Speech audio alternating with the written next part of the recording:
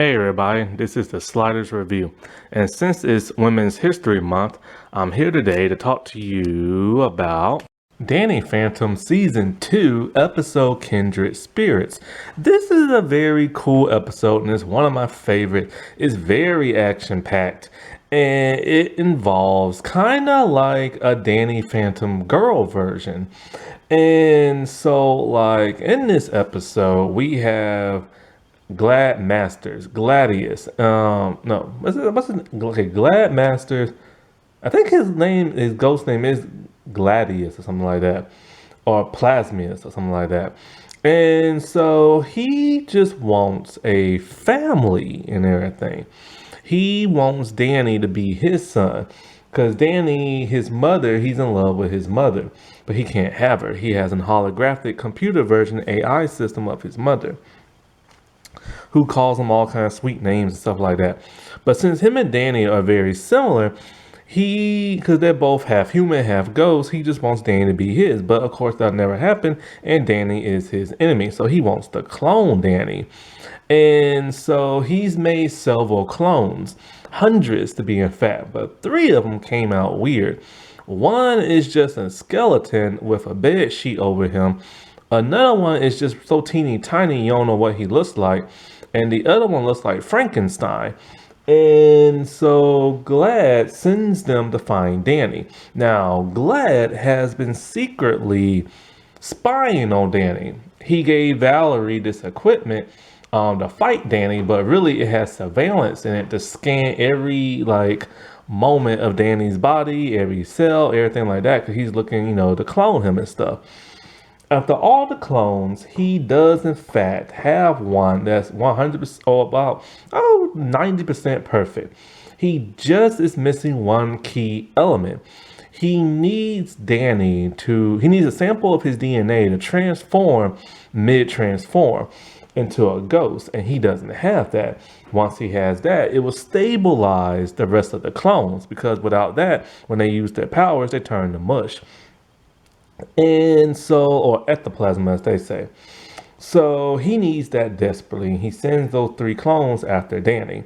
And so while this is going on, Danny and his friends are talking and they're telling him they're getting tired of feeling like sidekicks and everything as they're playing miniature golf.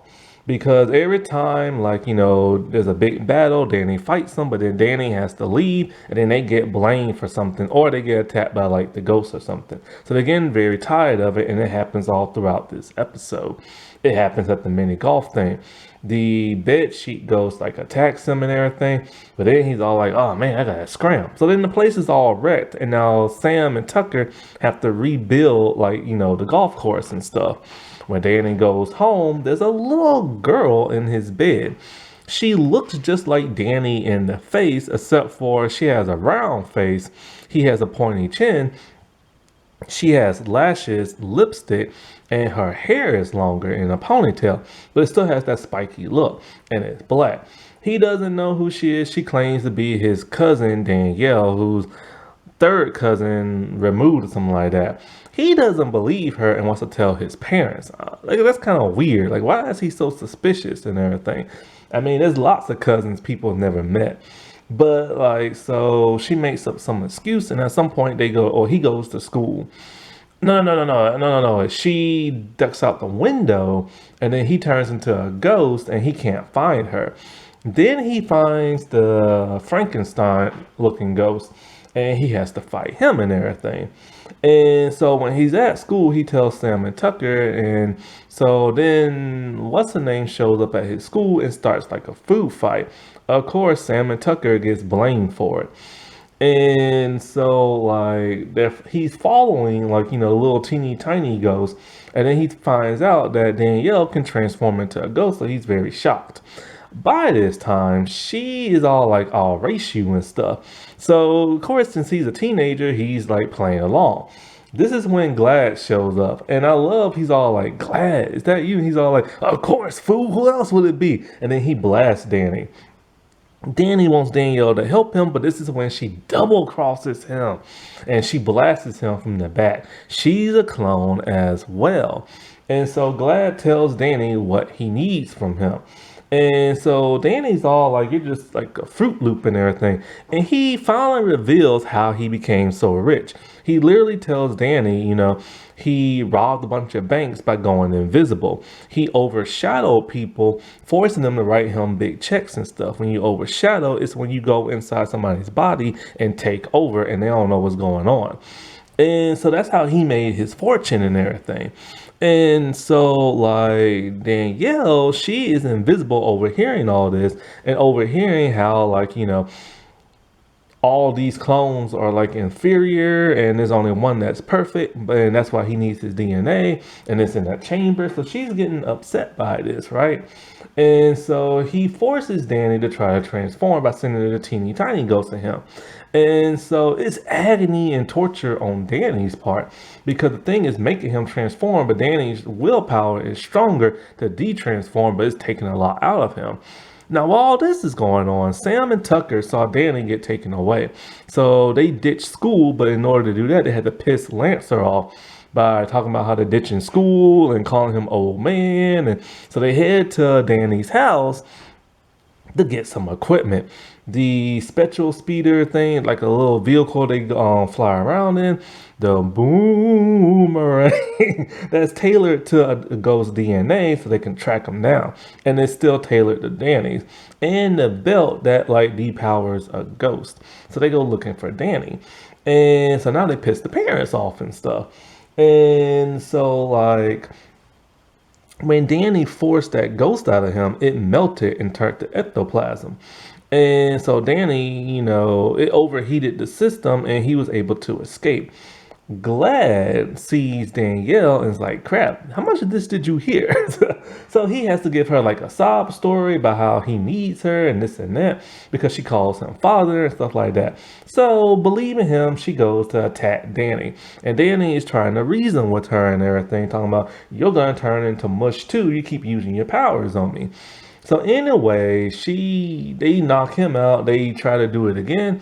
And then Glad's all like, hey, Danielle, go inside him and force him to transform. She's like, no, I'll turn to mush.